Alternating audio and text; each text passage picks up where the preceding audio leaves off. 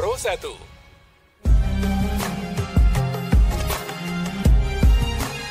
Mutiara Pagi Pro 1. Assalamualaikum warahmatullahi wabarakatuh. Alhamdulillah pendengar dan juga pemirsa, saya Ais bisa kembali menjumpai Anda di program Mutiara Pagi edisi lembar keempat bulan Agustus 2024.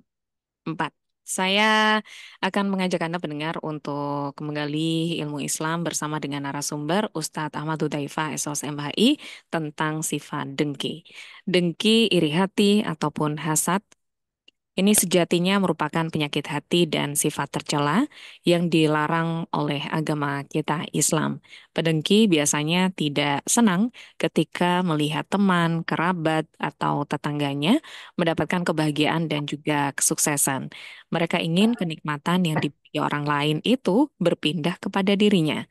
Seringkali rasa dengki ini kemudian lahir karena merasa lebih mulia mungkin dibandingkan orang lain. Demikian yang disampaikan oleh Majelis Ulama Indonesia dalam lamannya.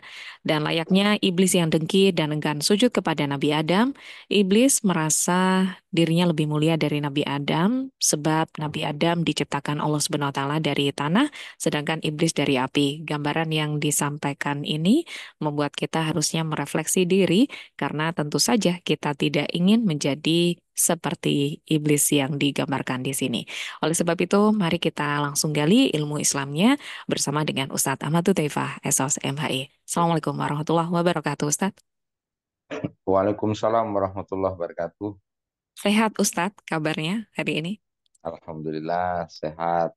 Alhamdulillah. Kita ada di hari Minggu ini, Ustadz, ya, akhir pekan. Besok Ya, sudah memulai hari kembali nih, Ustadz.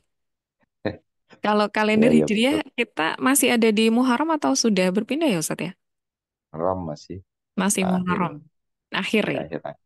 Baik. Ya, Jadi masih di awal tahun ya Ustadz ya, hitungannya ya, meskipun di akhir bulan pertama. Silakan Ustadz dengan mukadimahnya terkait dengan sifat dengki ini Ustadz. ya. Bismillahirrahmanirrahim. Alhamdulillahirabbil alamin. Salatu wassalamu ala Rasulillah wa ala alihi wa ashabihi wa mawala. Asyhadu an la ilaha illallah wahdahu la syarika lah wa asyhadu anna Muhammadan abduhu wa rasuluh. Rabbi shrah li sadri wa yassir li amri wahlul 'uqdatam min lisani yafqahu qawli amma ba'du. Uh, ada hadis Nabi Shallallahu Alaihi Wasallam yang begitu sangat menekankan pada kita untuk dijauhi betul, yaitu iyyakum wal hasada fa innal hasada ya'kulul hasanat kama ta'kulun narul khatab. Jauhi oleh kamu rasa dengki itu, karena rasa dengki itu adalah ibarat sesuatu yang memakan kebaikan, sebagaimana api membakar kayu bakar. Artinya bahwa ada sifat di dalam hati kita yang kalau itu kemudian biasa kita piara atau biasa kita rawat malah, itu tiba-tiba akan menghanguskan banyak amal-amal kita. Jadi secara tidak langsung tiba-tiba amal-amal soleh kita, amal-amal kebaikan kita menjadi tidak ada. Gara-garanya kita merawat, memelihara sifat dengki itu. Makanya oleh Rasulullah SAW suruh jauhi itu. Karena itu ibarat api yang memakan kayu bakar. Jadi kalau kita punya amal, tiba-tiba amal itu kok tidak eh, terlihat atau kemudian hilang pahalanya, gara-gara ternyata kita suka merawat kedengkian itu. Walaupun kita dalam tampakan kita banyak melakukan amal, tapi kita suka menjaga merawat rasa dengki itu membahayakan amal kita karena dimakan oleh sifat dengki itu. Nah, oleh karena itu Rasulullah menyuruh kita untuk menjauhkan diri dari sifat itu. Ada beberapa pengertian hasad kalau menurut para ulama itu yang juga merupakan eh, tingkatan lah barangkali. Pertama, menurut saya Ibnu Taimiyah itu dalam Majmu' Fatwanya bahwa hasad itu sekedar Anda atau sekedar kita membenci apa yang dilihat dari keutamaan dan kebaikan yang diperoleh orang lain itu sudah hasad. Sekedar benci gitu. Jadi hanya sekedar benci itu tingkatan paling rendah. Tidak suka gitu. Benci itu sudah merupakan hasad. Kemudian eh, di tahmul akhlaknya Al-Jahiz itu hasad itu ketika seorang merasa sakit hati dari apa yang dia lihat pada orang lain berupa kenikmatan atau keutamaan yang dia peroleh. Jadi ini tingkatannya lebih lagi ya. Kalau tadi hanya sekedar tidak suka, tapi kalau yang kedua ini dia merasa sakit hati, nggak terima orang lain mendapatkan nikmat itu adalah hasad. Dan ini kalau di-grade-kan ini ya seperti itulah grade yang lebih tinggi lagi. Kemudian yang ketiga menurut Ibnu Manzur itu dalam Lisanul Arab, hasad itu adalah engkau tidak hanya seperti yang satu dua tadi, tapi berangan-angan agar kemudian kenikmatan itu hilang atau kemudian tidak lagi ada pada saudaranya itu. Dia berangan-angan akan hilang atau bahkan kemudian dia menginginkan nikmat itu pada dirinya.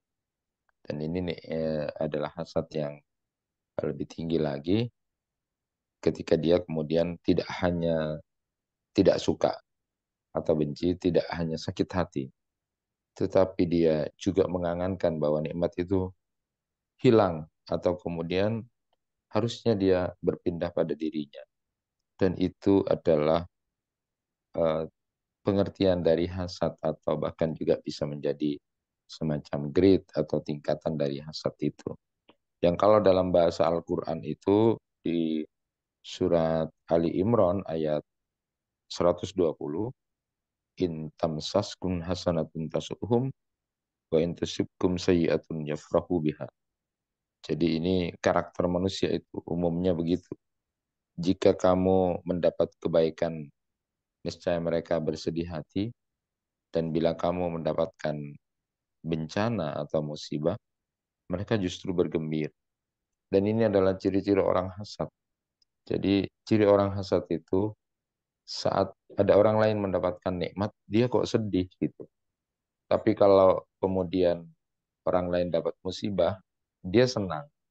Ini adalah ciri-ciri orang yang punya potensi besar dari dirinya menjadi hasad. Dan itu sesuatu yang tidak bagus sama sekali. Ya. Sebagai seorang mukmin, harusnya ketika saudaranya dapat nikmat, dia senang, dia bergembira. Dan ketika saudara mukmin mendapatkan musibah, dia juga ikut bersedih. Ini yang harusnya muncul.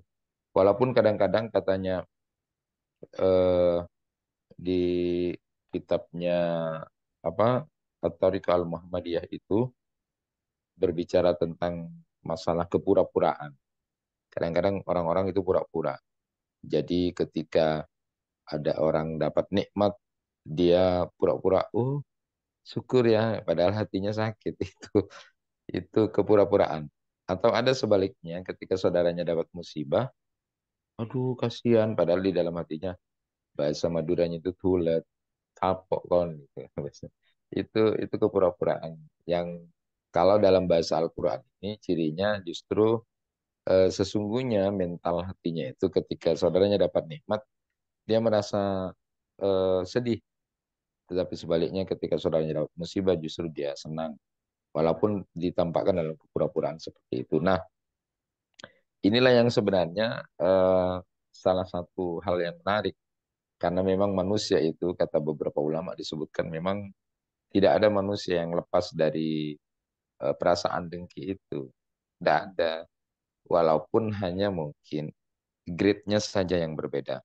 Oleh karena itu, oleh beliau dalam Majmu' Fatwanya Ibnu Taimiyah itu menyebutkan ketika berbicara tidak ada satu jiwa pun, tidak ada satu orang pun yang tidak pernah terjangkit perasaan hasad. Akan tetapi yang mulia itu adalah dia bisa menyembunyikan itu. Jadi tidak menampakkan dalam perkataan dan perbuatan, maka dia akan dimaafkan oleh Allah Subhanahu wa taala. Memang kuncinya itu tidak ditampakkan dari perkataan maupun perbuatan. Kalau masih terlintas ada sesuatu yang tidak suka, selama itu tidak ditampakkan dari wajah kita, mimik kita, apalagi perkataan kita, atau bahkan sampai melakukan perbuatan untuk bisa menjegal atau kemudian menampakkan bahwa kita tampak memang tidak suka dan benci, maka itu masih dimaafkan. Karena manusia itu memang tidak bisa terlepas kadang-kadang dari persoalan dengki ini atau iri hati ini. Dan dimaafkan oleh Allah manakala kemudian tidak ditampakkan dengan perkataan dan perbuatan. Karena memang pada dasarnya manusia itu tidak suka apa namanya dilebihi oleh orang. Pada dasarnya manusia itu gak suka kalau pada titik tertentu secara umum dia ada orang yang lebih dari dia, atau kemudian mendapatkan sesuatu yang jauh lebih luar biasa dari dirinya. Nah, untuk mendapatkan jiwa yang tadi itu, ikut senang dengan sesungguhnya hatinya ketika saudaranya mendapatkan nikmat, dan betul-betul juga empati, bersedih ketika musibah itu, kalau itu tidak ada kaitannya dengan saingan atau kompetisi, itu biasanya muncul murni begitu. Tapi kalau ini ada korelasinya dengan diri kita, objek kita yang ingin dapat harta, kedudukan, yang itu ada hubungannya dengan kita, biasanya muncullah kedengkian itu. Tapi kalau itu tidak ada kaitannya, biasanya mungkin mereka bisa murni untuk bersenang ketika saudaranya dapat nikmat, dan memang juga ikut berempati sedih ketika saudaranya dapat musibah. Nah, oleh karena itu yang justru penting adalah bagaimana kita ini dalam konteks eh, tanda petik hasad yang dibolehkan itu adalah hasad dalam rangka eh, berlomba dalam kebaikan. Jadi kita ini boleh hasad dalam lomba kebaikan. Artinya begini, kalau di dalam hadis itu disebutkan, la hasada illa fisnain rajulun atahullahul Qur'an wa huwa yaqumu bihi ana al-laili wa ana an-nahar wa rajulun atahullahu malan wa huwa yunfiqu ana al-laili wa ana an-nahar. Jadi tidak ada hasad. Artinya hasad itu tidak bagus kecuali dalam dua perkara. Yaitu ketika ada orang yang kemudian dia bisa baca Al-Quran, dia paham Al-Quran, lalu kemudian dia mengamalkan Al-Quran itu tiap tiap waktu pagi, tiap waktu malam, dia lakukan itu, maka tidak ada hasad kecuali hasad seperti itu. Saya kok tidak bisa seperti dia, ya. Itu dalam akhirat. Atau yang kedua adalah orang yang diberikan Allah rizki harta, lalu dengan hartanya dia bisa berbuat baik pagi dan malam, dia berbuat baik dengan hartanya, dia termotivasi untuk kemudian aku tidak mau kalah dengan hal seperti itu. Dan itulah yang ditampakkan oleh para sahabat.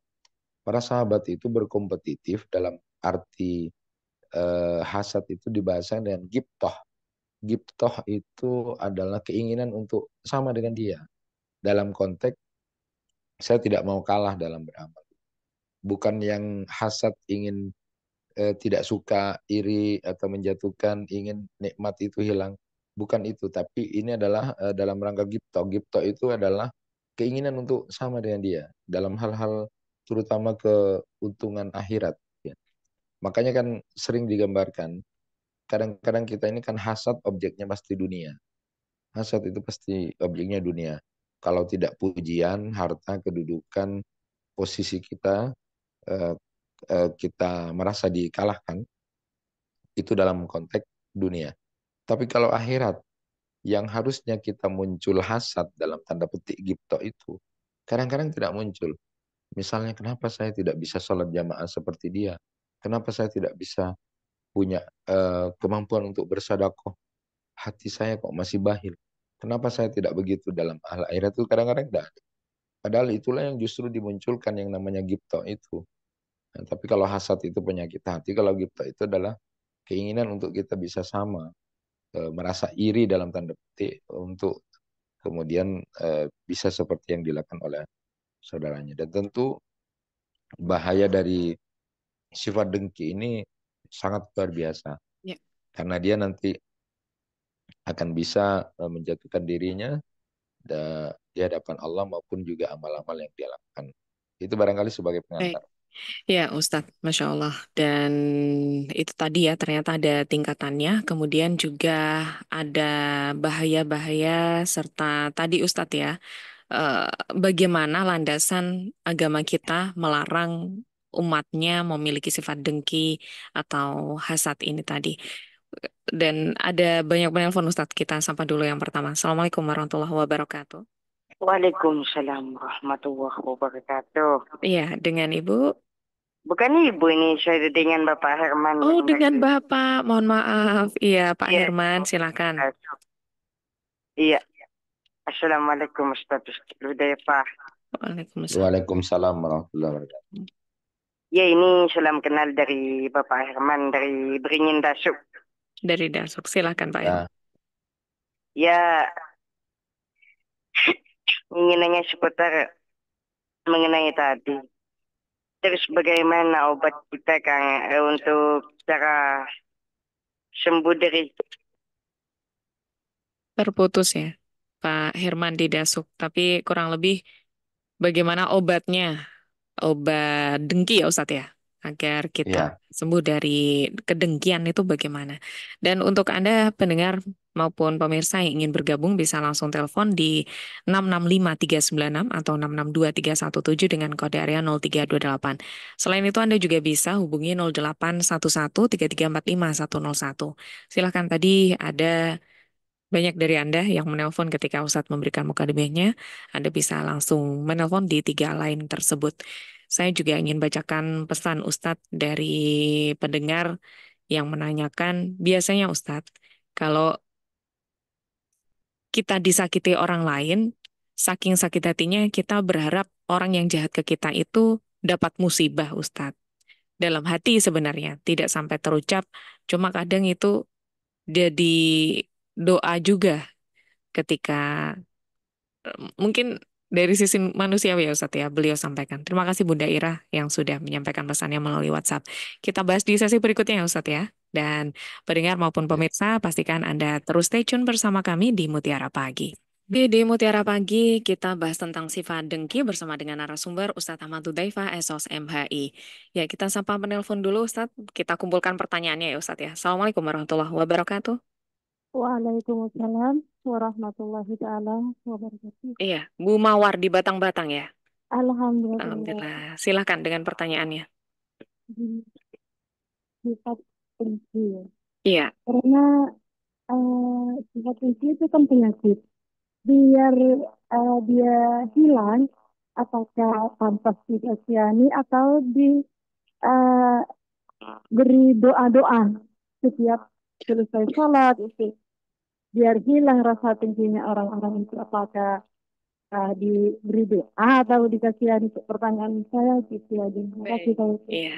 Waalaikumsalam warahmatullahi wabarakatuh. Hampir serupa dengan Pak Herman tadi ya Ustadz pertanyaannya untuk menghindari sifat dengki. Bagaimana kemudian caranya begitu ya? Obatnya apa? Apakah dengan doa setelah kita selesai sholat? Silakan Ustadz. Ya. Pertama, obatnya yang harus kita perhatikan dalam hati kita ini mengetahui kejelekan orang dengki itu. Yang pertama, jeleknya orang dengki itu adalah seolah-olah kita tidak terima dengan takdir Allah. Dan itu berat, karena itu masalah juga bisa lari ke akidah. Maka orang yang tidak menerima takdir Allah itu, ini berkait dengan nikmat yang diterima saudaranya, itu kan kita tidak terima bahasanya. Maka dalam hadis disebutkan, malam yarda bi qada'i falyaltamis rabban siwaya. Siapa yang tidak ridho dengan ketentuanku, cari aja Tuhan yang lain, kata Allah. Jadi ini berbahaya sekali kalau sampai kita dengki ini. Jadi mengingat bahayanya. Kemudian yang kedua, mengingat juga kerugiannya ketika kemudian tadi disebutkan oleh Rasulullah, iyyakumal hasada fa innal hasada ya'kulul hasanat kama ta'kulun narul hatab. Jauhi dengki karena itu bisa mengikis. Kalau dalam bahasa hadis yang lain itu seperti dicukur amal kita itu dihabiskan karena dengki itu. Jadi kita beramal, tapi kok tiba-tiba pahala kita tidak tercatat. Gara-gara kita memelihara itu, yang namanya dengki itu. Baik. Dan yang ketiga, itu menunjukkan bahwa kita ini menjadi orang yang kemudian tidak senang sesama mukmin. Padahal ciri orang beriman itu adalah senang, beriman, punya rasa cinta dengan saudara mukmin yang lain. Nah, itu yang pertama. Jadi kita harus tahu bahaya akibat kita mendengki itu. Dan yang kedua tentu kita banyak berzikir kepada Allah. Di antara zikirannya adalah ya muqallibal qulub sabit qalbi ala dinik, ya Allah yang Ya. membolak-balikkan hati, tetapkan hati dalam ketaatan kepada Allah sehingga kita tidak tergelincir untuk melakukan kejelekan dari kedengkian ini. Baik. Ya. Doa atau zikirnya itu ya Ustaz ya berarti.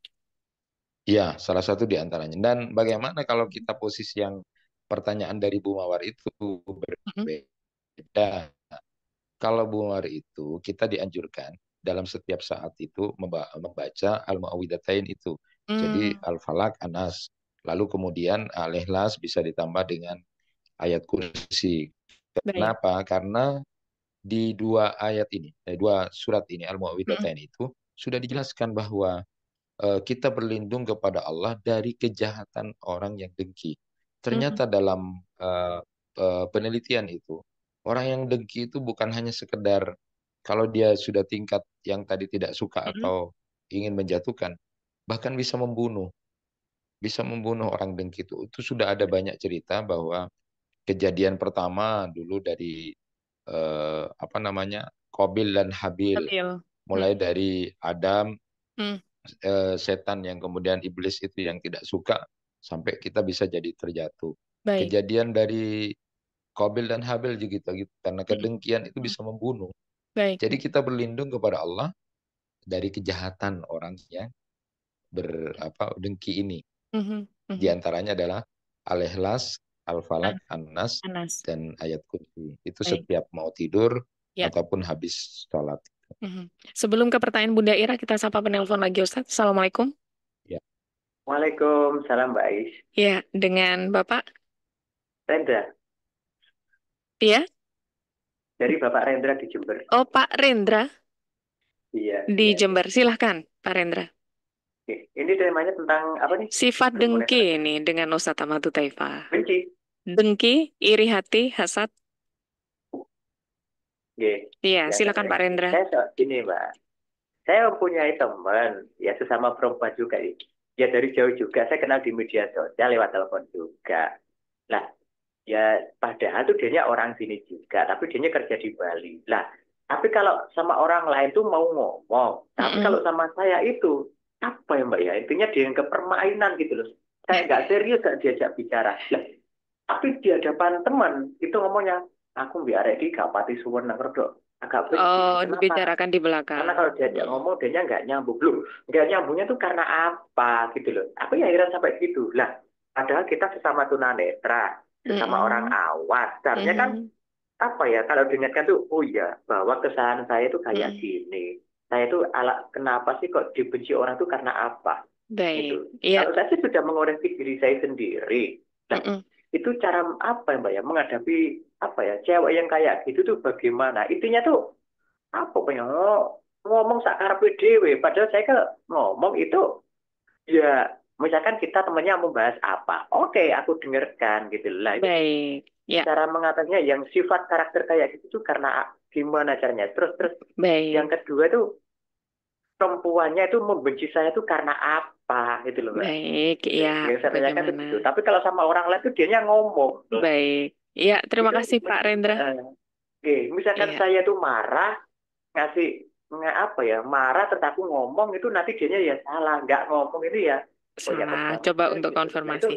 Ya. Gimana cara mengatasinya? Apakah harus saya menggunakan baik kemarahan atau diberi dibimbing secara baik? Padahal saya sudah membimbing secara baik. Baik, Pak Rendra. Bisa ditangkap ini pertanyaannya. Terima kasih. Terima kasih Mbak Isa. Sami-sami. Waalaikumsalam warahmatullahi wabarakatuh. Ya, Bunda Ira terlebih dahulu, Ustadz, waktu juga membatasi sekitar 5 menit nih, Ustadz. Silakan, Ustadz. Tadi. Ya, untuk Bunda Ira memang topiknya agak berbeda ya. Artinya ketika kita itu kemarin kita bahas tentang mendoakan keburukan.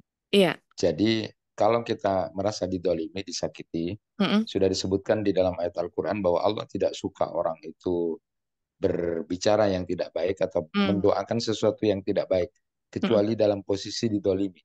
Jadi yang mendapatkan porsi untuk dispensasi dalam tanda petik tadi itu mangkal dengan lalu mendoakan, itu adalah orang didolimi. Tetapi Oke. kemarin sudah disebutkan, orang yang didolimi pun itu kalau mau membalas setimpal. Tidak boleh lebih, karena kalau kemudian lebih, kita juga akan dihisab oleh Allah dan itu sebuah kerugian. Itulah Waduh. kenapa kemudian memaafkan itu Mm-mm. punya nilai. Memaafkan itu punya nilai di hadapan Allah. Karena tidak akan lebih gitu. Maka ketika kita supaya tidak lebih, bagaimana doanya? Yang diajarkan oleh Imam Hasan Al-Basri itu. Jadi doanya itu adalah Allahumma a'inni alaihi fastahrij haqqi anhu. Ya Allah, tolong aku dari perbuatan dia. Jadi jangan sampai kita mendikti bangkrutkan dia, tabrakkan dia dengan mobil, jatuhkan. Jadi karena kita mangkel ya, Iya. mudah-mudahan dia Biasanya mati gitu. atau sakit, kelepek, mudah-mudahan sampai rumah sakit. Kita Aduh. tidak boleh mendikti keburukan pada dia. Mm-mm. Cukup langsung, ya Allah tolong saya atas perbuatan dia. Jadi kita pasrahkan hukumannya pada Allah sehingga tidak lebih. Allahumma inni alaihi, ya Allah tolong aku dari kejahatan perbuatan dia. Jadi kita pasrahkan pada Allah dan keluarkan hakku dari apa yang sudah dia lakukan. Wastahrid min haqqi minhu, itu aja yang bagus. Jadi kita berdoa keburukan, memohon kepada Allah, apapun terserah Allah. Jadi jangan kita mendikti. Karena kalau kita tidak setimpal, kita akan rugi dihisab. Nah, itu mungkin ketika itu dipiara, dirawat, akan menjadi kedengkian dan itu yang jadi tidak baik. Jadi terus-terusan sudah kebencian. Karena tingkatannya kan marah, benci, lalu dendam, baru dengki. Dan itu sudah saudara-saudaranya dari kecil sampai besar gitu. Dari marah, kemudian ada benci, lalu kemudian dendam, hikdun, baru kemudian dengki. Dan kalau itu dirawat berbahaya. Dan adapun untuk yang tadi Bapak, memang manusia itu dalam interaksi sosial kita harus lapang dada bahwa tidak semua manusia yang berinteraksi dengan kita itu suka pada kita. Dan tidak semua orang kemudian tidak suka juga pada kita. Maka yang penting itu piara saja yang suka pada kita. Yang tidak suka pada kita, ya kita doakan mudah-mudahan diampuni dan kita berbenah diri lebih lapang bahwa ternyata sekali lagi cinta yang sesungguhnya itu adalah interaksi yang sesungguhnya itu adalah ketika kita tidak akan pernah dikecewakan atau tidak disambut oleh Allah. Tapi kalau manusia beragam dan kita harus siap bahwa jangankan kita manusia yang biasa, Rasulullah yang sudah indah akhlaknya, bagus, semua orang mengakui. Tapi toh Rasulullah juga ditampakkan beliau oleh orang-orang yang pernah melempar batu, pernah kemudian melempar tai onta, tai kambing, menyatakan orang gila dan sebagainya. Itu Rasulullah yang sudah indah. Bagaimana dengan kita yang tentu pasti harus kita terima bahwa tidak semua orang suka dengan kita. Yang terpenting kita menunjukkan kebaikan. Ya, jadi kita sudah benar sebenarnya kita untuk merefleksi juga ya Ustadz ya. Tadi ada poin yang sudah dilakukan. Cuma kita nggak bisa ngontrol orang lain untuk semuanya suka ke kita kan ya Ustadz ya. Berarti Betul. itu tadi kita fokus pada yang baik-baik saja begitu ya. Oke, baik. Seperti itu pendengar. Sebenarnya masih ada penelpon lagi Ustadz, tapi waktu juga yang membatasi. Terima kasih atas ilmu yang sudah diberikan kepada kami pagi ini Ustadz. Semoga berkah ilmunya dan Amin. selamat melanjutkan aktivitasnya hari ini. Semoga kita bisa berjumpa kembali Ustadz dalam keadaan yang jauh lebih baik ke depannya. Amin. Assalamualaikum warahmatullahi wabarakatuh Ustadz. Waalaikumsalam warahmatullahi wabarakatuh. Baik pendengar dan juga pemirsa, saya ucapkan terima kasih banyak untuk Anda semuanya yang sudah bersama kami dalam program Mutiara Bagi, membahas sifat dengki bersama dengan Ustadz Ahmad Hudzaifah, SOS MHI. Sekali lagi saya ucapkan terima kasih dan juga mohon maaf ya, yang sebesar-besarnya untuk Anda yang ingin bergabung, namun waktu juga membatasi. Subhanakallahumma wa bihamdika, nasyhadu alla ilaha illa anta, nastaghfiruka wa natubu ilaik. Wassalamualaikum warahmatullahi wabarakatuh. Pro 1